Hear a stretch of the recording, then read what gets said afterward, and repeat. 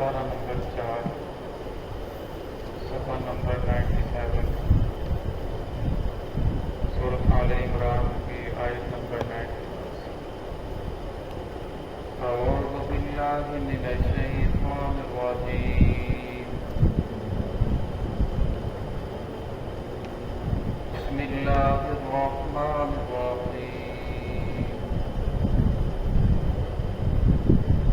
لن تنالوا البر حتى تنفقوا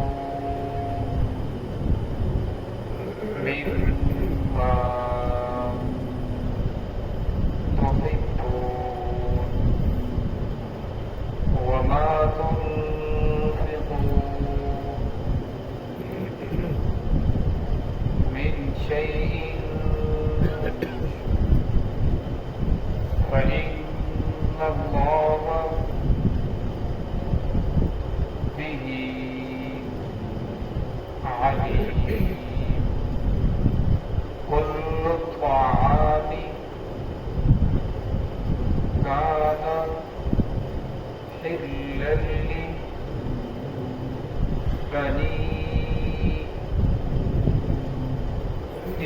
إسرائيل إلا ما حرم إسرائيل على نفسه من قبل أن تنزل التوراة، قل فأتوا بالتوراة فاتلوها إن كنتم صادقين۔ فمن افترى على الله الكذب من بعد ذلك فأولئك هم الظالمون۔ بسم الله الرحمن الرحيم۔ لن تنالوا البر حتى تنفقوا مما تحبون وما تنفقوا من شيء فإن الله به عليم۔ كل الطعام كان حلا لبني إسرائيل إلا ما حرم إسرائيل على نفسه من قبل أن تنزل التوراة، قل فأتوا بالتوراة فاتلوها إن كنتم صادقين۔ فمن افترى على الله الكذب من بعد ذلك فأولئك هم الظالمون۔ لن تنالوا البر حتى تنفقوا مما تحبون، ہرگز تم نیکی کے اعلیٰ معیار کو نہیں پہنچ سکتے۔ حتیٰ تنفقوا، حتیٰ کہ تم خرچ کرو مما تحبون، وہ چیز جو تمہیں محبوب ہے۔ وما تنفقوا من شيء، اور جو بھی تم خرچ کرو گے من شيء، کوئی چیز بھی، فإن الله به عليم، بے شک اللہ رب العزت جاننے والے ہیں۔ كل الطعام كان حلا لبني إسرائيل، ہر چیز کو، ہر کھانے کو حلال کیا گیا تھا بنی اسرائیل کے لیے۔ الا ما حرم اسرائیل، مگر اس کے کہ جو انہوں نے خود اپنے اوپر حرام کیا۔ من قبل ان تنزل التوراة، تورات کے نازل ہونے سے پہلے۔ قل فأتوا بالتوراة، کہہ دیجیے لے آؤ تورات کو، فاتلوها، اسے پڑھو، ان کنتم صادقین، اگر تم سچے ہو۔ فمن افترى على الله الكذب، بس وہ شخص جس نے جھوٹ باندھا اللہ رب العزت پر بعد ازاج کا، اس کے بعد اس قرآن کے نازل ہونے کے بعد، فاولئک هم الظالمون، بس یہی لوگ ظالم ہیں۔ چوتھا پارہ شروع ہو رہا ہے، اس کے اندر اللہ رب العزت نے نیکی بتایا کہ اعلیٰ نیکی کیا ہے، سب سے افضل نیکی کیا ہے، نیکی کا اعلیٰ معیار کیا ہے۔ فرمایا مخلوق خدا کے اوپر رحم کرنا، ان کے اوپر مال خرچ کرنا، یہ سب سے بڑی نیکی ہے۔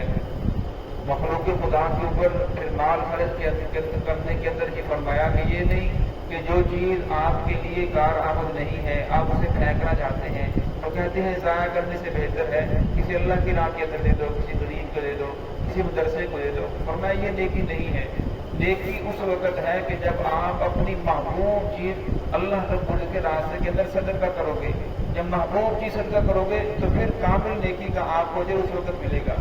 جس وقت یہ آیت نازل ہوئی، حضرت ابو طلحہ رضی اللہ تعالیٰ وسلم کی خدمت کے اندر پیش ہوئے، یا رسول اللہ میرے پاس اور بھی مال ہے لیکن جو محبوب مال ہے وہ میرا یہ باغ ہے، تو یہ میں آپ کے ہاں صدقہ کرنا چاہتا ہوں، آپ جہاں چاہیں اسے صرف فرمائیں۔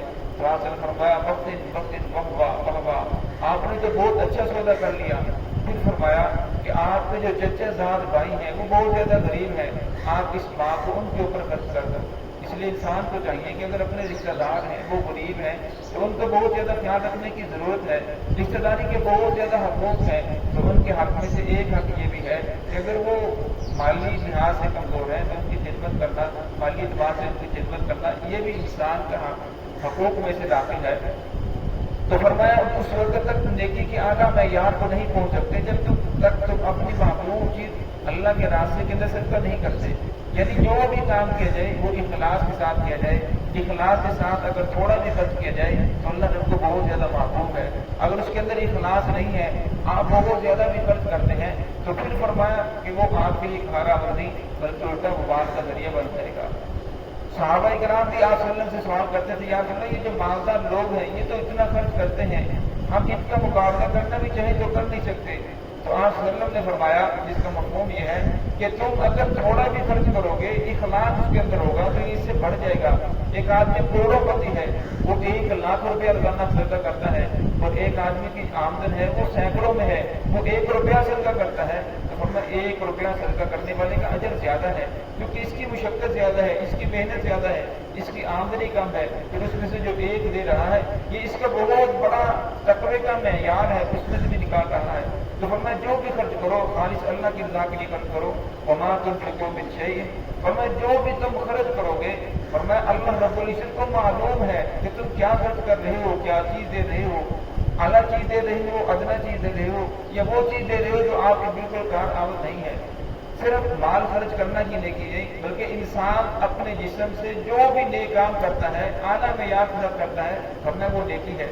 اپنی ہر خواہشات کو محمد الرسول اللہ صلی اللہ علیہ وسلم کے طریقے کے اوپر قربان کر دینا، اللہ رب العزت کے حکم کے اوپر قربان کر دینا، فرمایا یہ نیکی ہے۔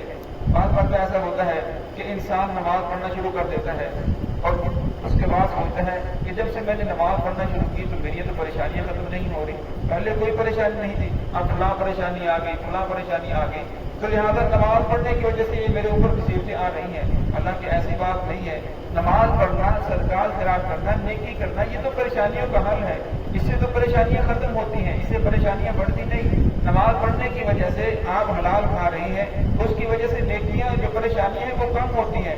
اگر پھر بھی پریشانیاں بڑھ رہی ہیں تو کچھ نہ کچھ ایسا کام ضرور ہے جو آپ سے کہیں نہ کہیں کوتاہی ہو رہی ہے، زبان سے کوئی ایسا جملہ نکل رہا ہے جس کے اندر تکبر کی بو ہے، یا کوئی ایسی بات ہو رہی ہے جس سے کسی مسلمان کا دل دکھ رہا ہے، اور میں اپنے ہی کام کے اندر دیکھو کہ کسی نہ کسی جگہ مجھ سے کوئی کوتاہی ہو رہی ہے کہ جس کی وجہ سے یہ میرے اوپر پریشانیاں آ رہی ہیں، اور میں ان پریشانیوں کے، ان کوتاہیوں کے باوجود اگر اللہ رب العزت کی ذات نے آپ کو قرآن پاک پڑھنے کی، نماز پڑھنے کی توفیق عطا فرمائی تو یہ آپ کا اللہ پر احسان نہیں بلکہ اللہ رب العزت کی ذات کا آپ کے اوپر احسان ہے کہ اتنی کوتاہیوں کے باوجود اس نے تجھے نیکی کی توفیق عطا فرمائی۔ کچھ بدوی لوگ گاؤں کے رہنے والے رسول اللہ کے پاس آئے، بدو، یا رسول اللہ کہ ہم نے آپ کا کلمہ پڑھا اور ہم نے آپ کا ساتھ دیا، تو اللہ رب العزت نے قرآن پاک کی آیات نازل فرمائی، فرمایا ان سے کہہ دیجیے کہ کہ تم نے رسول اللہ صلی اللہ علیہ وسلم کے اوپر احسان نہیں کیا، تم نے دین کے اوپر احسان نہیں کیا، تم نے اللہ کے اوپر احسان نہیں کیا،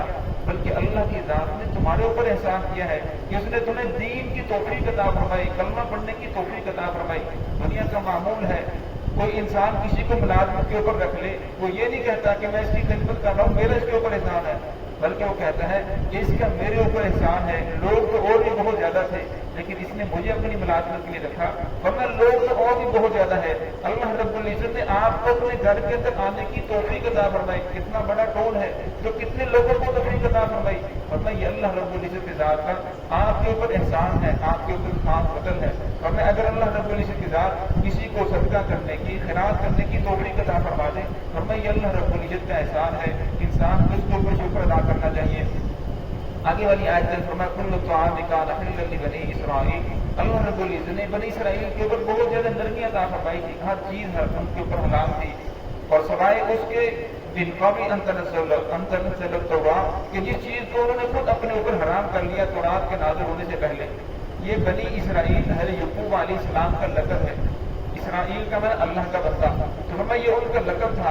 ان کی ایڑی کے اندر ایک روایت میں رہتا ہے کہ ان کی ایڑی کے اندر درد رہتا تھا، تکلیف بہت زیادہ تھی، تو انہوں نے یہ منت مانی اگر میری یہ ایڑی کی درد ختم ہو جائے تو میرا جو محبوب کھانا ہے وہ میں ترک کر دوں گا، وہ نہیں کھاؤں گا۔ تو انہوں نے جب یہ منت مانی تو ان کے پاؤں کی جو ایڑی کی درد تھی وہ ختم ہو گئی، تو اللہ رب العزت پھر انہوں نے اونٹ کا جو گوشت تھا انہیں بہت زیادہ محبوب تھا تو انہوں نے کھانا چھوڑ دیا۔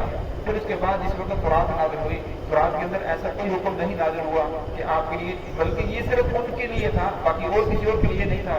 لیکن بنی اسرائیل میں پھر جتنے بھی آئے یہودی آئے، انہوں نے گوشت کو اپنے لیے حرام سمجھا کہ ہم گوشت نہیں کھائیں گے بلکہ یہ ہمارے لیے حرام ہے۔ تو جس وقت قرآن پاک نازل ہوا تو اس کے اندر حرام حلال میں بیان کیا گیا کہ یہ چیزیں حرام ہیں، یہ چیزیں حلال ہیں۔ تو ہمیں جس وقت یہ چیزیں بیان کی گئی تو وہ کہنے لگے کہ ہمارے لیے تو گوشت، اونٹ کا گوشت حرام ہے، یہ تو دیکھو موسیٰ علیہ السلام کے طریقے سے ہٹ کر ہے، یہ تو دین موسوی نہیں ہے۔ تو آپ صلی اللہ علیہ وسلم نے فرمایا قل فأتوا بالتوراۃ، ان سے آپ اللہ نے فرمایا ان سے کہہ دیجیے کہ تورات لے آؤ، فاتلوها، اسے پڑھ کر سناؤ، ان کے تم صادقین، اگر تم سچے ہو۔ تورات کے اندر تو ایسا کوئی حکم نہیں ہے جس چیز کو تم اپنے اوپر حرام کر رہے ہو۔ تو اللہ نے فرمایا کہ ہم نے ان کے اوپر بہت زیادہ نرمی کی تھی لیکن ان لوگوں نے خود اپنے اوپر بہت ساری چیزوں کو حرام کر لیا، ہم نے ان کو حرام نہیں کیا۔ ہم نے افترا علی اللہ الکذب، اور میں وہ سب جو اللہ پر جھوٹ باندھے، من بعد ذلک، اس کے بعد، فاولئک هم الظالمون، اور میں یہی لوگ ظالم ہیں۔ ان لوگوں نے بہت ساری چیزوں کو جو ان کے اوپر حلال تھی ان کو حرام کر دیا، جو دین کے اندر چیزیں حلال تھی انہیں حرام کر دیا۔ فقہاء کرام نے لکھا ہے اللہ رب پر احسان فرمایا، انہوں نے ہر بریک سے بریک چیز کو بھی بیان کیا۔ فرمایا ایک آدمی کو بکری چوری کرتا ہے، مرغی چوری کرتا ہے، پھر مرغی چوری کرنے کے بعد اسے ذبح کر کے کھاتا ہے، فرمایا اس آدمی نے بھی کفر کیا۔ فرمایا مرغی چوری کرنے کے بعد اگر اسے مار کر کھائے تو فرمایا پھر یہ آدمی گناہ گار ہے، کیونکہ اس کے لیے پہلے بھی حرام تھا، چوری کی چیز کھانا اس کے لیے حرام تھا، لیکن ذبح کرنے کے بعد وہ اپنے دل کو حوصلہ دیتا ہے کہ تو نے تو حلال چیز کھائی ہے۔ فرمایا حالانکہ ذبح کرنے سے وہ چیز حلال نہیں ہوتی، اللہ کے یہاں فرمایا کوئی اللہ کے دین کو بدلنا چاہتا ہے، اللہ نے تو حرام قرار دیا لیکن وہ ذبح کرنے کے ساتھ کہتا ہے نہیں بلکہ اب یہ میرے لیے حلال ہو چکی ہے۔ فرمایا اسی طرح یہودیوں کے اندر یہ شیوا تھا کہ جس چیز کو اللہ نے حلال قرار دیا وہ کہتے نہیں بلکہ ہمارے لیے حلال ہے، جس چیز کو اللہ رب العزت نے حرام قرار دیا وہ کہتے نہیں بلکہ ہمارے لیے حلال ہے۔ اس طرح طرح طرح کی چیزوں کو پھر وہ تورات کی طرف منسوخ کرتے، وہ تورات کو اللہ نے نازل فرمایا، پھر اللہ رب العزت کو جھوٹ باندھتے۔ فرمایا جو شخص بھی اللہ پر جھوٹ باندھے گا من بعد ذلک، اس قرآن کے نازل ہونے کے بعد، تورات کے نازل ہونے کے بعد، ہر چیز کی اس کے سامنے آشنائی آ جانے کے بعد، فاولئک هم الظالمون، فرمایا یہی لوگ ظالم ہیں۔ اللہ رب العزت ہم سب کو ان برائیوں سے محفوظ فرمائے۔